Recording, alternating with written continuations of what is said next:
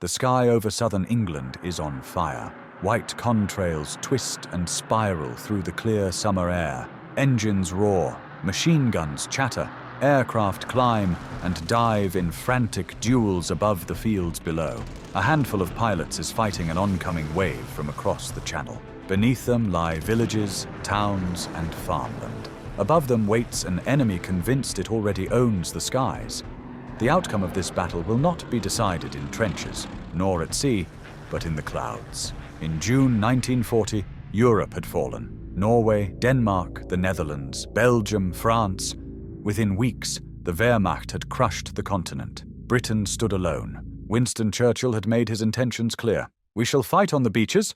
We shall never surrender." But speeches alone would not stop an invasion. Hitler knew that a landing on the British Isles, Operation Sea Lion, could only succeed if the Luftwaffe first won control of the skies. Without air superiority, any invasion force would be torn apart by the Royal Navy and the RAF. The battle for Britain would therefore begin above the clouds. At this moment, the German Luftwaffe stood at its peak. Around 2,600 aircraft were available, including 1,300 bombers and 1,100 fighters, most notably the Messerschmitt Bf 109, a fast and agile fighter that had dominated every confrontation so far. The Royal Air Force was outnumbered, with roughly 640 fighters. Their most famous types were the rugged Hawker Hurricane, easy to repair and maintain, and the Supermarine Spitfire, a masterpiece of speed and maneuverability. Numbers, however, tell only half the story.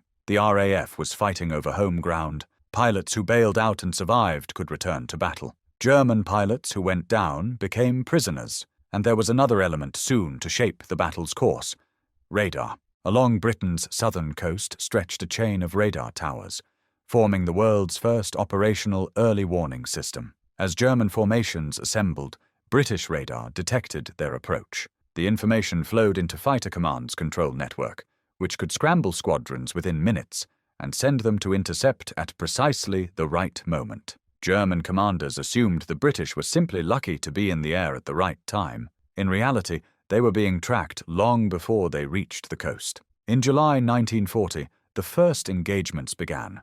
Attacks on ships in the Channel. The Luftwaffe sought to disrupt British convoys and force the RAF into a war of attrition. These early clashes were a prelude. German bombers attacked in small groups with fighter cover. RAF squadrons responded again and again, sometimes flying multiple missions a day. Losses were heavy on both sides, but these battles were less about strategy than about testing reactions. Each side probed the other, learning tactics, weaknesses, and rhythms. Patterns emerged in these encounters that would define the coming struggle. The decisive phase had not yet begun. By mid-August, the real battle was underway. The Luftwaffe turned its focus to destroying the RAF on the ground. Bombers struck radar stations, airfields, and supply depots. Fighter wings swept ahead, clearing the skies for waves of Heinkels and Dorniers heading for British bases. The fighting was relentless. British pilots often scrambled, fought, landed, refueled, and took off again within minutes. Ground crews worked day and night in the open, repairing runways and patching aircraft as bombs fell nearby. The Luftwaffe's aim was to grind the RAF down through constant pressure. Dozens of aerial engagements erupted daily over coastal towns, fields, and bases. The air became a continuous battlefield where every minute counted. At first, the pressure was immense. Several airfields were badly hit. Radar installations were damaged.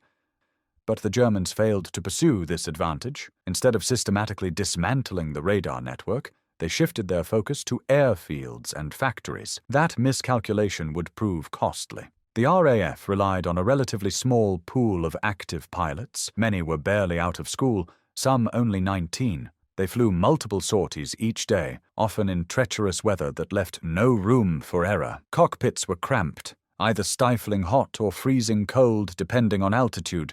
Every mission could be their last. Unlike the Germans, they fought over their own soil. A pilot who bailed out and survived could be back in the air the next day, partly offsetting the numerical disadvantage. Across the Channel, experienced Luftwaffe pilots took to the skies, veterans of Poland and France, flying at higher altitudes with the wind at their backs. but each mission required them to cross the channel and return, a logistical weakness that grew more serious with time. Every day wore down nerves, exhaustion, constant alerts, and the loss of comrades became part of life. Many later recalled this period as one where survival hung by a thread, day after day. In September, a British retaliation raid on Berlin provoked Hitler to change tactics. The Luftwaffe shifted its focus away from airfields to London itself. Massive bombing raids began. Night after night, German bombers flew over the capital. Fires raged, civilians sheltered in underground stations, and the wail of sirens became the soundtrack of the city. Strategically, this change offered the RAF a crucial reprieve. Airfields were no longer targeted as heavily, giving the fighter squadrons time to regroup and rebuild. The bombing of London inflicted terrible destruction and thousands of civilian deaths, but it failed to achieve the central objective, the destruction of the RAF. German losses mounted. Fighters had to escort bombers but could only stay over southern England briefly before fuel forced them home. Bombers sometimes flew without sufficient cover and fell into British traps.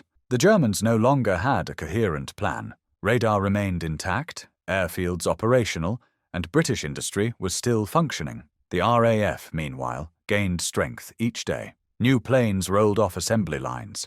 Reinforcements arrived from the Commonwealth, Poland, Czechoslovakia, France, and even the United States. Despite high losses, fighter command structure remained intact, a decisive advantage. Increasingly, exhausted German crews encountered well-coordinated British interception formations, positioned with radar precision. Each new wave cost the Luftwaffe pilots it could not easily replace, while the RAF gained tactical experience with every battle. By October 1940, German High Command halted the large-scale daylight attacks. The hoped-for air superiority had not been achieved. Without control of the skies, an invasion of Britain was impossible. Operation Sea Lion was postponed indefinitely. Britain had held on. It was the first major defeat for Hitler's military machine and a turning point in the war. For the first time, Nazi Germany had been stopped, not on land, but in the air. Within the Luftwaffe's leadership, it became increasingly clear that they were unprepared for a long, industrialized air war. For Britain, the victory became a symbol of national defiance, a rallying point that strengthened the resolve of the population. The sky over southern England had been the stage for a battle where technology, strategy, and human courage collided. Here, the fate of a nation hung in the balance, and those twisting contrails high above the fields marked the place where history took a different path.